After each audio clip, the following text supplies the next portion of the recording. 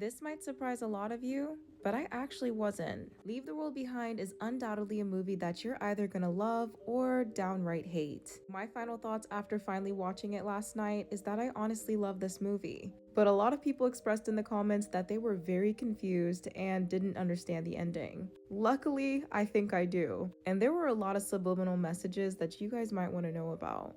So here are a few of my theories, as well as the symbolism that I caught throughout the movie. But first, a warning, this video is definitely going to contain some spoilers. So save this video and come back later if you still haven't seen it yet. So let's start off by talking about Rose and Archie as well as what they're wearing. Rose, the 13-year-old daughter, was wearing a NASA t-shirt when she started to notice the strange things happening around her. And of course, she wanted to explore more, being drawn to the woods as well as that house on the hill. In my opinion, it's definitely giving NASA and their curiosity, as well as their purpose of space exploration. While on the other hand, her brother Archie was sporting the Obey and the Rockstar t-shirts. And as you've seen in the film, Archie was very much distracted by, I guess, his temptation, and basically didn't take Rose's concerns seriously. In my opinion, this is possibly speaking to the typical teenagers and young adults in our time. You know, the ones who would even know what Rockstar and Obey are. I'm theorizing that these kids are the symbolism of the two different types of people in the world. Those who are distracted by their addictions, their vices, their temptations, and those who see what's happening and want to find out more, or escape altogether. Speaking of escaping, the ending definitely reminded me of those people who prepared to go to another planet once they heard the world was ending, and that might have been back in like 2011. But Rose basically said, I'm done waiting for help, I'm gonna enjoy my last little bit of time on Earth. And she really left them! So let's back it up and talk about another thing that I noticed. One of the first incidents that happened in this movie was the White Lion ship crashing on the beach. But did you know the White Lion was actually the name of the first ship to bring abducted and enslaved Africans to America? Specifically to the English colony of Virginia back in 1619. Maybe it was symbolism of what was to come later on in the movie. And I'm talking about the tension between Amanda and her two unexpected guests at her vacation rental home. I'm thinking that it represents the racial biases and tension that's happening in our real world. Because Amanda could not believe that two black people could have owned that beautiful mansion, regardless of how much they proved that it was theirs. And she clearly did not want them to stay there with her and her family. Not until everyone let their guard down. Amanda and GH bonded over a few drinks and music, and Clay and Ruth shared a vape together. And not until they could let that bias and tension go, were they able to have a productive conversation about what could be happening. Before I dive deeper into the musical symbolism as well as the ending, I want to talk about one other message I found. And this one is obvious. It's technology. This is a basic one that most people should have picked up on. Throughout the entire movie, there was symbolism of how distracted we are with our phones and our devices, and also how we feel useless without them.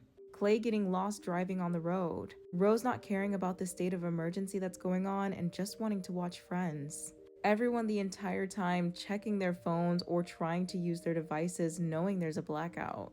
It speaks to how reliant we've become on technology, and how many people will fail to know how to function if we lost it all. And speaking of technology, let's talk about the record player. Considering what was in the gift box that Netflix sent to me, and all the different times that it was placed on screen, for example, the driveway to GH's house, Clay's t-shirt which had its own meaning within itself, and the vinyl library within the home, it's clear that the record player symbolizes something. Music is known to bring people together around the world. We bond over it every single day. So I have to think that it ties into an idea of friendship and togetherness, because that was the only time that GH and Amanda actually got along. From the beginning to the end of the movie, friendship and togetherness was referenced, especially with Rose's obsession with the show Friends. Some speculate that this is connected to something deeper and darker. Considering Matthew Perry's tragic passing as well as Doja Cat's recent release, referencing the show, I get why people say that, but I'm not too sure. I tried to look into the specific episode that Rose was super obsessed with. And here's the basic synopsis that I found. The six friends prepare to part ways and set out on the next chapters of their lives, with momentous events and surprises in store. GH, Ruth, Amanda, Clay, Archie, Rose, 6 people. I'm thinking that they were hinting at a part 2, especially considering the ending. but unfortunately, we will not know until they tell us. If you look at the context clues of the three situations at the end, you could probably guess why it is so significant now, and maybe even what might happen next. First, Clay, GH, and Archie are trying to get help from this overprotective gun-wielding man, and it's because Archie is now very sick. Isn't that a little strange? The one who was distracted got hit with sickness first? And in my opinion, this man definitely represents gun enthusiasts of America, especially with the red maple tree outside of his house, symbolizing protection, strength, and also him sporting the cowboy's hat, which are clues in itself. If you don't know, that's Texas. Once GH and Clay pleaded with him and convinced him to help, they learned that he believes that it's the Koreans who are behind what's happening, whereas they think it's people from Iran, based solely on the evidence that Clay retrieved in an earlier incident. But the man insists, claiming that his friend managed to get the same paper that they have, and concluded that it was definitely a country from Asia. So he suggested that they're all working together to dismantle the US. Once they get back in the car, GH has an information-heavy monologue, which basically states that it's very possible what the man said was correct. Every event that took place was planned, and was all to lead to some civil warfare, where they will all end up tearing each other apart. Now he wants to make sure that Clay will essentially stay his friend throughout this entire chaos, and makes him agree that they will not turn their backs against each other, especially because things are about to go to sugar honey iced tea. Then we have Amanda and Ruth, who clearly disliked each other throughout the entire movie. But when it came down to the terrifying event with the deer in the forest, they ended up working together to get out of it, which ended up bringing them a little bit closer, which also could be accredited to Ruth's vulnerability when speaking to Amanda about how she feels. And at the same time, they find out the chaos that's happening in the city. Now finally, Rose. She was just the overall message. All she wanted to do was see the season finale of Friends. But here's where I think that this all ties together. It's the final episode of Friends, so maybe it's tying into what GH said. A civil war is upon them. There is no more friends. Everyone is fending for themselves now. And that's basically what Rose did anyways. Even after hearing her mother calling her name, she ended up going downstairs and finding a bunker with plenty of food and water. And did she go back upstairs to tell them about it? No.